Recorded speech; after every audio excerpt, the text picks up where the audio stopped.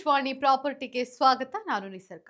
ನೀವು ವರ್ಷಗಳ ಕಾಲ ದುಡಿದು ಒಂದು ಸೈಟ್, ಮನೆ ಅಥವಾ ಜಮೀನು ಖರೀದಿ ಮಾಡಿದ್ದೀರಿ ಅಂದ್ಕೊಳ್ಳಿ. ಎಲ್ಲಾ ದಾಖಲೆಗಳು ನಿಮ್ಮ ಬಳಿಯೇ ಇದೆ. ಪ್ರತಿ ವರ್ಷ ತೆರಿಗೆಯನ್ನು ಕಟ್ತಿದ್ದೀರಿ. ಆದ್ರೆ ಒಂದು ದಿನ ನಿಮಗೆ ಗೊತ್ತಾಗುತ್ತೆ ನಿಮ್ಮ ಆಸ್ತಿ ಮೇಲೆ ಬೇರೆಯವರ ಹೆಸರಿನಲ್ಲಿ ದಾಖಲೆ ಸೃಷ್ಟಿಯಾಗಿದೆ ಅಂತ, ಅಥವಾ ನಿಮ್ಮ ಆಸ್ತಿ ಯಾರಿಗೋ ಮಾರಾಟವಾಗಿರುವಂತೆ ನಕಲಿ ರಿಜಿಸ್ಟ್ರೇಷನ್ ಮಾಡಲಾಗಿದೆ ಅಂತ. ಇದು ನಂಬಲು ಕಷ್ಟವಾಗಬಹುದು, ಆದ್ರೆ ಕರ್ನಾಟಕ ಸೇರಿದಂತೆ ದೇಶದ ಹಲವು ಭಾಗಗಳಲ್ಲಿ ಇಂತಹ ಪ್ರಕರಣಗಳು ಹೆಚ್ಚಾಗ್ತಾ ಇದೆ. ಹಾಗಾದ್ರೆ ನಿಮ್ಮ ಆಸ್ತಿ ಸುರಕ್ಷಿತವಾಗಿದೆಯೇ? ಯಾರಾದರೂ ನಕಲಿ ದಾಖಲೆ ಸೃಷ್ಟಿಸಿದ್ದಾರೆಯೇ? ಮನೆಯಿಂದಲೇ ಅದನ್ನ ಹೇಗೆ ಚೆಕ್ ಮಾಡಬಹುದು? ಮೋಸವಾದ್ರೆ ಏನ್ ಮಾಡಬೇಕು? ಇವೆಲ್ಲದರ ಬಗ್ಗೆ ಇಂದಿನ ವಿಡಿಯೋದಲ್ಲಿ ಸಂಪೂರ್ಣ ಮಾಹಿತಿ ನೀಡ್ತೇನೆ. ಅಂದ ಹಾಗೆ ಈ ನಕಲಿ ಆಸ್ತಿ ದಾಖಲೆ ಅಂದ್ರೆ ಏನು ನೋಡೋಣ ಬನ್ನಿ. ಮೊದಲು ಒಂದು ವಿಷಯ ಅರ್ಥ ಮಾಡ್ಕೊಳ್ಳೋಣ. ಯಾರಾದರೂ ನಿಮ್ಮ ಹೆಸರಿನ ಆಸ್ತಿಯನ್ನ ನಿಮ್ಮ ಅನುಮತಿ ಇಲ್ಲದೆ ನಿಮ್ಮ ಸಹಿ ನಕಲು ಮಾಡಿ ಅಥವಾ ನಕಲಿ ದಾಖಲೆ ಸೃಷ್ಟಿಸಿ ಮಾರಾಟ ಮಾಡುವ ಪ್ರಯತ್ನ ಮಾಡಿದ್ರೆ ಅದನ್ನ ಪ್ರಾಪರ್ಟಿ ಫ್ರಾಡ್ ಅಥವಾ ಡಾಕ್ಯುಮೆಂಟ್ ಫೋರ್ಜರಿ ಎನ್ನುತ್ತಾರೆ. ಇದರಲ್ಲಿ ಸಾಮಾನ್ಯವಾಗಿ fake sale deed, fake GPA, fake resale deed, fake khata, fake EC entries, fake partition documents ಬಳಸುವ ಸಾಧ್ಯತೆ ಇರುತ್ತೆ. ಇಂತಹ ಮೋಸಗಳು ಹೇಗೆ ನಡೆಯುತ್ತೆ ಅಂದ್ರೆ, ಎಲ್ರಿಗೂ ಒಂದು ನಂಬಿಕೆ ಇರುತ್ತೆ, ನನ್ನ ಬಳಿ ಒರಿಜಿನಲ್ ದಾಖಲೆ ಇದೆ, ನನ್ನ ಪ್ರಾಪರ್ಟಿಗೆ ಏನೂ ಆಗಲ್ಲ ಅಂತ. ಆದ್ರೆ ವಾಸ್ತವನೇ ಬೇರೆ.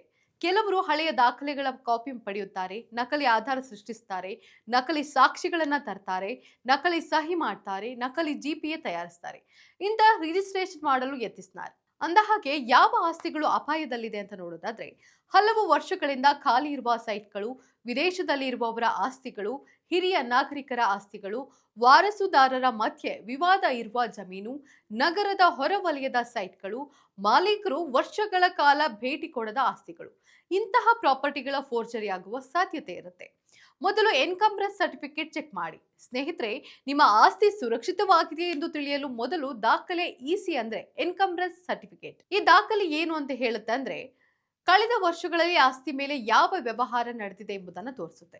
ಇಸಿ ಹೇಗೆ ಚೆಕ್ ಮಾಡಬೇಕು ಅಂತ ನೋಡೋದಾದ್ರೆ, ಕಾವೇರಿ ಆನ್ಲೈನ್ ಸರ್ವಿಸ್ ಪೋರ್ಟಲ್ಗೆ ಹೋಗಿ ಸರ್ವೆ ನಂಬರ್ ಅಥವಾ ಪ್ರಾಪರ್ಟಿ ವಿವರನ ಹಾಕಿ ಇಸಿಯನ್ನು ತೆಗೆದುಕೊಳ್ಳಿ. ಇದರಲ್ಲಿ ಏನ್ ನೋಡಬೇಕು? ಯಾರಾದರೂ ಹೊಸ ಸೇಲ್ ಡೀಡ್ ಮಾಡಿದ್ದಾರಾ? ಆಸ್ತಿ ದಾಖಲೆ ಅಡ ಇಟ್ಟಿದ್ದಾರೆಯೇ? ಗಿಫ್ಟ್ ಡೀಡ್ ಆಗಿದ್ಯಾ? ರೀಸೇಲ್ ಡೀಡ್ ಇದೆಯಾ? ನಿಮಗೆ ತಿಳಿಯದ ಎಂಟ್ರಿ ಇದೆಯಾ? ಇದನ್ನೆಲ್ಲ ಇಸಿ ಮೂಲಕ ತಿಳ್ಕೊಳ್ಬಹುದು. ಬಳಿಕ ಖಾತಾ ಸ್ಟೇಟಸ್ ಚೆಕ್ ಮಾಡಿ. ಬಿಬಿಎಂಪಿ ವ್ಯಾಪ್ತಿಯಲ್ಲಿ ಇದ್ರೆ ಈ ಖಾತಾ ಪರಿಶೀಲಿಸಿ. ಎ ಖಾತಾ ಅಥವಾ ಬಿ ಖಾತಾ ಸ್ಥಿತಿ ನೋಡಿ. ಇದರಲ್ಲಿ ಏನ್ ಪರಿಶೀಲಿಸಬೇಕು ಅಂತ ನೋಡೋದಾದ್ರೆ, ಖಾತೆ ನಿಮ್ಮ ಹೆಸರಲ್ಲಿದೆಯಾ? ಮೊಬೈಲ್ ಸಂಖ್ಯೆ ಸರಿ ಇದೆಯಾ? ವಿಳಾಸ ಸರಿ ಇದೆಯಾ? ಬೇರೆಯವರ ಹೆಸರು ಬಂದಿದೆಯಾ? ಇವುಗಳನ್ನ ಪರಿಶೀಲಿಸಿ. ನಂತರ ಪ್ರಾಪರ್ಟಿ ಟ್ಯಾಕ್ಸ್ ರೆಕಾರ್ಡ್ಸ್ ಚೆಕ್ ಮಾಡಿ.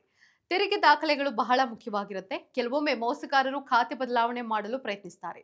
ಪ್ರಾಪರ್ಟಿ ಟ್ಯಾಕ್ಸ್ ರಿಸಿಪ್ಟ್, ಪಿಐಡಿ ನಂಬರ್, ಮಾಲೀಕರ ಹೆಸರು, ವಿಳಾಸದ ವಿವರ, ಅಸೆಸ್ಮೆಂಟ್ ವಿವರ ಎಲ್ಲವನ್ನ ಚೆಕ್ ಮಾಡಿ. ಆರ್ಟಿಸಿ ಅಥವಾ ಪಹಣಿ ಪರಿಶೀಲನೆ ಮುಖ್ಯ.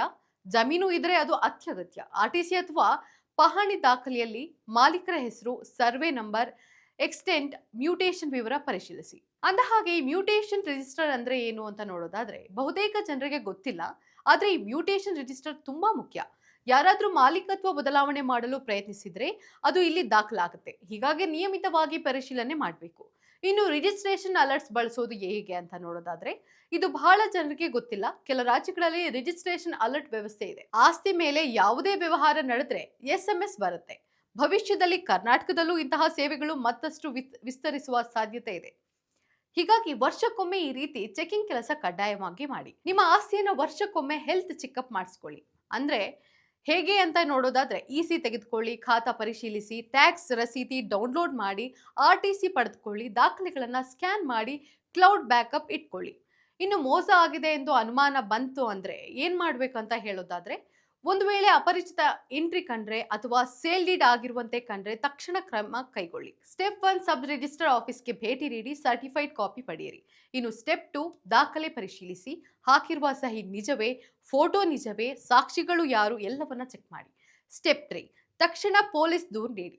ಫೋರ್ಜರಿ, ಚೀಟಿಂಗ್, ಕ್ರಿಮಿನಲ್ ಕಾನ್ಸ್ಪಿರಸಿ ಅಡಿಯಲ್ಲಿ ಪ್ರಕರಣ ದಾಖಲಾಗಬಹುದು. ಇನ್ನು ಸ್ಟೆಪ್ 4 ಸಿವಿಲ್ ಕೋರ್ಟ್ ನಲ್ಲಿ ಸ್ಟೇ ಆರ್ಡರ್ ಪಡೆಯಿರಿ. ಇದರಿಂದ ಮುಂದಿನ ವ್ಯವಹಾರಗಳು ತಡೆಯಬಹುದು. ನಿಮ್ಮ ಆಸ್ತಿ ಸುರಕ್ಷಿತವಾಗಿರಲು ಮೂಲ ದಾಖಲೆ ಸುರಕ್ಷಿತವಾಗಿಡಿ. ದಾಖಲೆಗಳ ಸ್ಕ್ಯಾನ್ ಕಾಪಿ ಇಡಿ.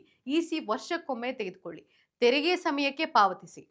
ಖಾತೆ ಅಪ್ಡೇಟ್ ಇಟ್ಕೊಳ್ಳಿ. ಜಮೀನಿಗೆ ಭೇಟಿ ನೀಡಿ. ಗಡಿ ಗುರುತು ಹಾಕಿ. ನೆರೆಹೊರೆಯವರ ಸಂಪರ್ಕವನ್ನ ಇಟ್ಕೊಳ್ಳಿ.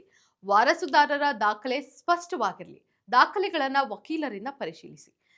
ಇಂದಿನ ದಿನಗಳಲ್ಲಿ ಆಸ್ತಿ ಖರೀದಿ ಮಾಡುವುದು ಕಷ್ಟ, ಆದರೆ ಅದನ್ನ ಸುರಕ್ಷಿತವಾಗಿ ಉಳಿಸಿಕೊಳ್ಳುವುದು ಇನ್ನೂ ದೊಡ್ಡ ಸವಾಲು. ಮುಂಜಾಗ್ರತೆ ವಹಿಸಿದ್ರೆ ಬಹುತೇಕ ಮೋಸಗಳಿಂದ ನಿಮ್ಮ ಆಸ್ತಿಯನ್ನ ರಕ್ಷಿಸಬಹುದು. ಒಂದು ಮಾತು ನೆನಪಿಡಿ, ಆಸ್ತಿ ಖರೀದಿಸುವುದು ಹೂಡಿಕೆ, ಆದರೆ ಆಸ್ತಿಯನ್ನ ಸುರಕ್ಷಿತವಾಗಿ ಇಡುವುದು ಜವಾಬ್ದಾರಿ.